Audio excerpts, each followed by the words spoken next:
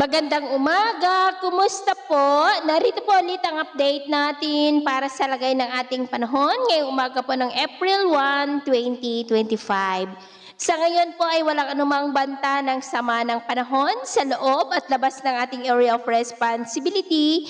Easterlies pa rin o maiinit na hangin na mula sa Pacific Ocean, ang dominanteng hangin na umiihip ngayon dito sa ating bansa lalo na sa silangang bahagi, habang may mahinang daloy ng hanging amihan o yung tinatawag natin na northeasterly surface wind flow na dumadaloy po hanggang dito sa northern part ng Northern Luzon. At sa ating long range forecast, wala pa naman pong bagyo na namamataan na tatawid sa ating kalupaan for the next 2 weeks, pero hindi pa rin inaalis ang posibilidad na may mabuong sama ng panahon sa silangan ng ating bansa sa susunod na mga araw, at ang development po ng mga yan ang ating babantayan. At sa lagay ng ating panahon, ngayong madaling araw ay maayos ang panahon sa malaking bahagi ng ating bansa, pero may chance pa rin ng mga isolated rains dito sa ilang bahagi ng Cagayan, Apayao, Ilocos Norte, dulot yan ng northeasterly surface wind flow, at may isolated rains rin sa ilang bahagi ng La Union, Benguet, Pangasinan at Zambales.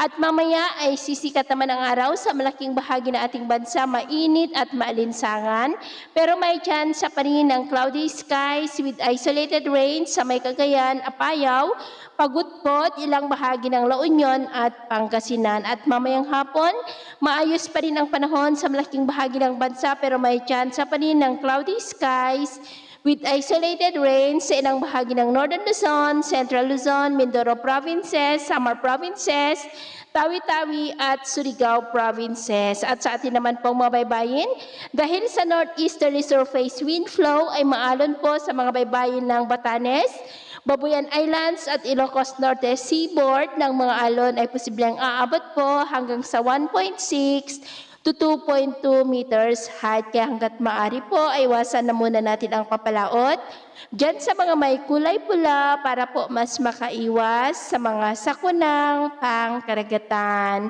So ito lang latest update natin sa araw na ito. At ako pumili si James na nagsasabing sa kahit na ng pagsubok po na darating sa ating buhay, huwag po tayong mawawalan ng pag-asa. Thank you and God bless.